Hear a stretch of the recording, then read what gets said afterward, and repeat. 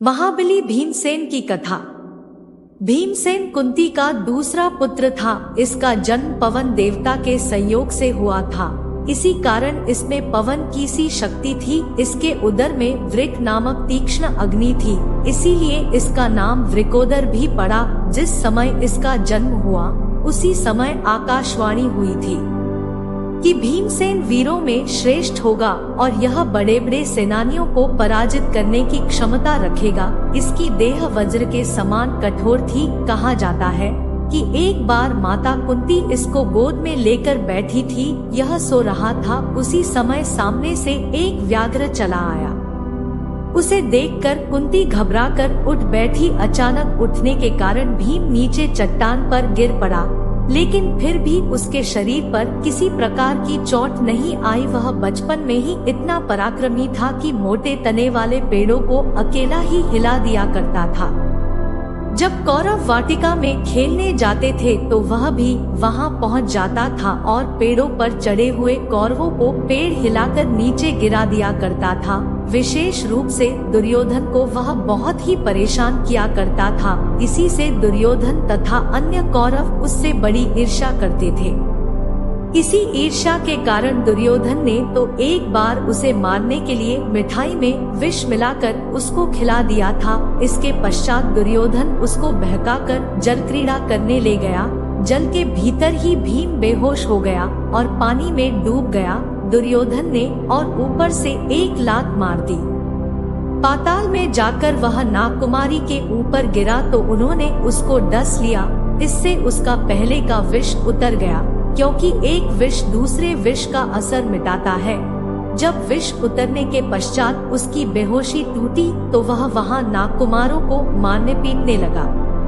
उन्होंने जाकर नागराज वासुकी से शिकायत की। नागराज ने भीमसेन को पहचान लिया और उसकी अच्छी तरह आव भगत की। नागों ने उसको अमृत दिया, जिसे पीकर वह वहां 8 दिन तक सोता रहा और फिर उठकर अपने भाइयों के पास आ गया। जब दुर्योधन का यह उपाय भी निष्फल चला गया तो लाक्षागृह में उसने भीम तथा अन्य पांडवों को मारना चाहा, लेकिन यह कुचक्र भी बेकार चला गया। सभी पांडव सुरंग बनाकर आग लगने से पहले ही उस गृह से निकल गए थे। फिर अंत में महायुद्ध के समय दुर्योधन ने उसको मारना चाहा था। पुरानी ईर्ष्या के कारण ही तो उसने अपने साथ द्वंद्व युद्ध करने के लिए उसको छांटा था, लेकिन वहाँ भी उसका इरादा पूरा नहीं हो सका। भीमसेन ने आखिर उसका काम तमाम कर ही डाला। हाँ, यह अवश्य है कि यदि कृष्ण तरकीब नहीं बताते तो शायद दुर्योधन को पराजित करना बहुत कठिन पड़ता। दुर्योधन भी तो बलदाऊ का शिष्य था। भीमसेन के पराक्रम का दूसरा उदाहरण हमें उस समय मिलता है जब वह राक्षस हिडिंब के साथ द्वंद्व युद्ध करता है। हिडिंब बड़ा ही भयानक और पराक्रमी राक्षस था। यह भीमसेन के ही बस की बात थी कि उसको पराजित करके उसकी बहन हिडिंबा से शादी कर ली। पहले तो कुंती ने इस शादी के लिए आज्ञा नहीं दी, लेकिन हिडिंबा के प्रार्थना करने पर भीम को अनुमति मिल गई। शर्त यह थी कि एक पुत्र होते तक ही भीम उसके साथ रहेगा। घटोत्कच भी इतना पराक्रमी था कि एक बार तो इसने कौरव सेना के छक्के छुड़ा दिए थे। उसने आकाश में आग बरसाना प्रारंभ कर दिया था। कौरव सेना का उसने इतना भीषण विनाश किया कि कर्ण को आखिरकार उसके ऊपर इंद्र की दी हुई अमोघ शक्ति छोड़नी पड़ी। तब वह मरा। साधारण अस्त्र शस्त्र तो उसका कुछ भी नहीं बिगाड़ पाए। हिडिंब राक्षस ने बाद में कितनी ही बार भीमसेन से बदला लेने की कोशिश की, लेकिन उसका सारा प्रयत्न निष्फल गया था। जिन राक्षसों को भी वह भेजता था उन्हें ही भीम मार डालता था। तेक्चक्रा नगरी में रहते समय उसने बक नामक राक्षस को मारा था और इस तरह वहां के निवासियों के संकट का निवारण किया था। गिरिव्रज में जाकर उसने जरासंध को युद्ध करके पछाड़ा था। वह महान योद्धा भी था। राजसूय यज्ञ से पहले उसने पांचाल, विदेह, गंडक और दशान प्रभृति देशों पर विजय प्राप्त करके पुलिन्हा नगर के स्वामी सुकुमार, चेदिराज, शिशुपाल कुमार राज्य के स्वामी श्रेणीमान, कौशल देश के राजा बृहदबल, अयोध्यापति दीर्घयज्ञ और काशीराज सुबाहु प्रभृति से कर वसूल किया था। इसके पश्चात उत्तर दिशा पर चढ़ाई करके मोदागिरी और गिरिव्रज आदि के राजाओं को तथा शक, बर्बर और समुद्र तट के निवासी म्लेच्छ आदि को वश में कर लिया था।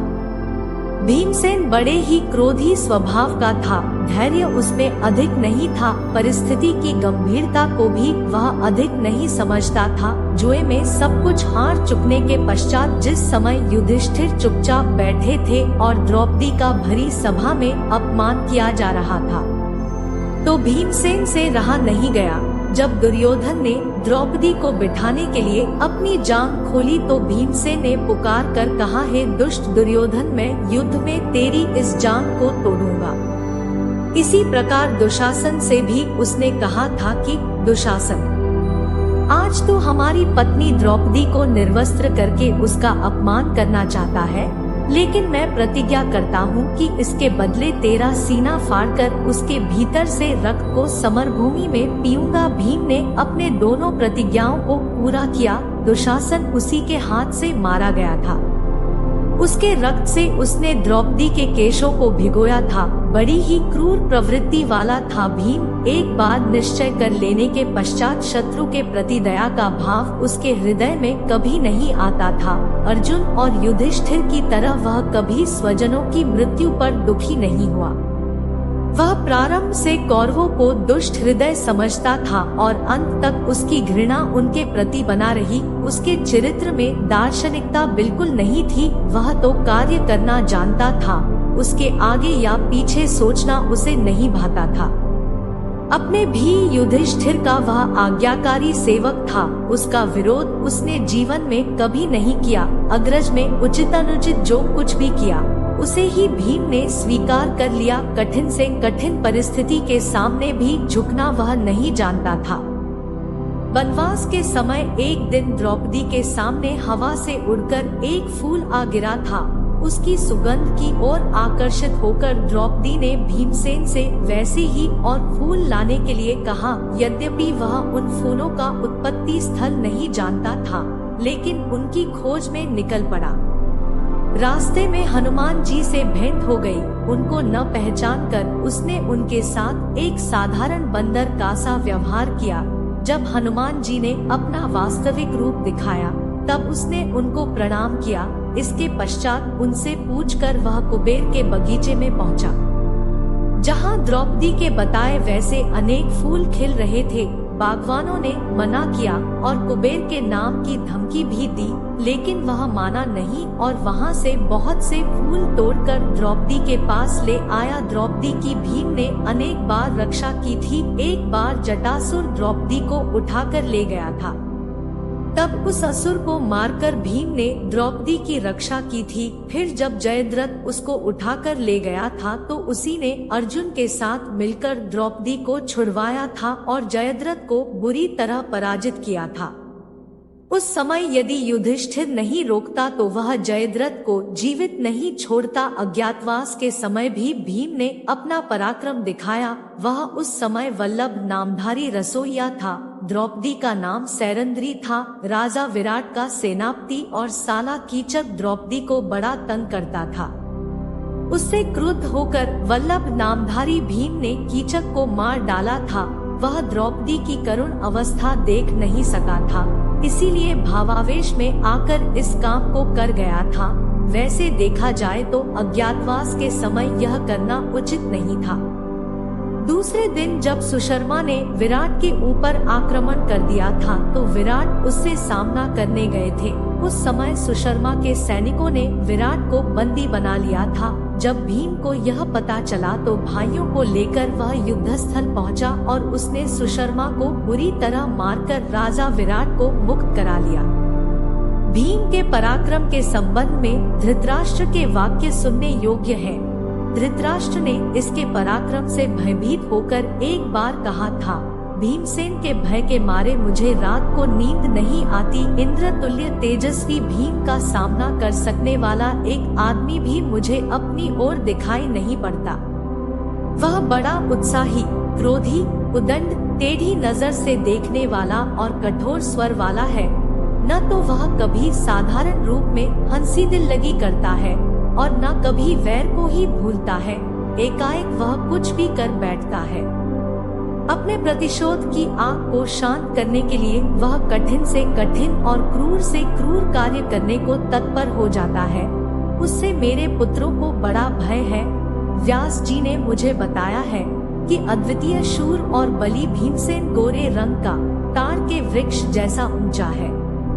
वह वेग में घोड़े से और बल में हाथी से बढ़कर है।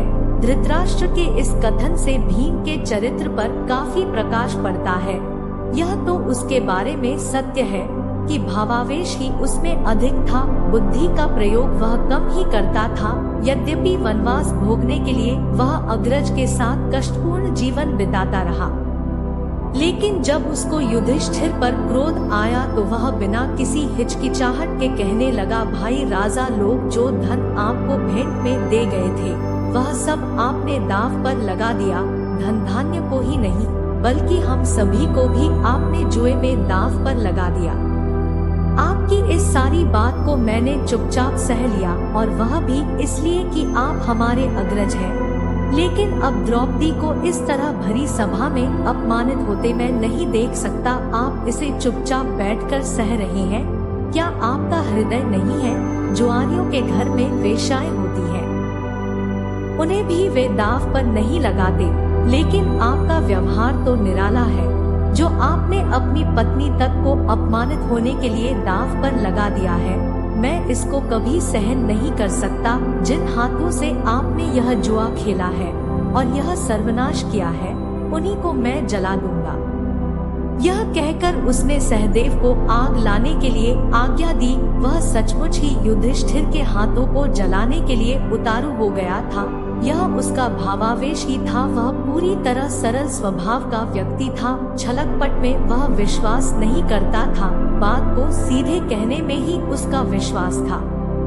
पुत्रों के मारे जाने पर धृतराष्ट्र जब युधिष्ठिर के आश्रम में रहकर जी खोलकर दान पुण्य किया करते थे, तो भीमसेन कभी कभी एकाध लगती हुई बात कह देता था। बात कहकर वह इस बात की परवाह नहीं करता था कि वृद्ध धृतराष्ट्र के हृदय पर इसका क्या प्रभाव पड़ेगा। इस तरह हम देखते हैं कि भीमसेन के चरित्र की महानता उसकी सरल हृदयता में है। उसका पराक्रम तो बड़े बड़े योद्धाओं को चकित कर देता है।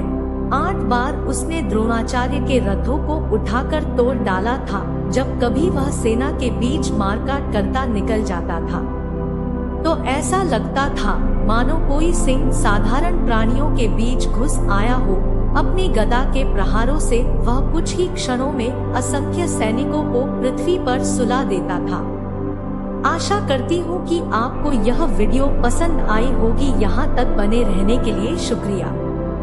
ऐसी ही और वीडियो देखने के लिए हमारे इस चैनल ज्ञान की गंगा को सब्सक्राइब करें। धन्यवाद। हर हर महादेव।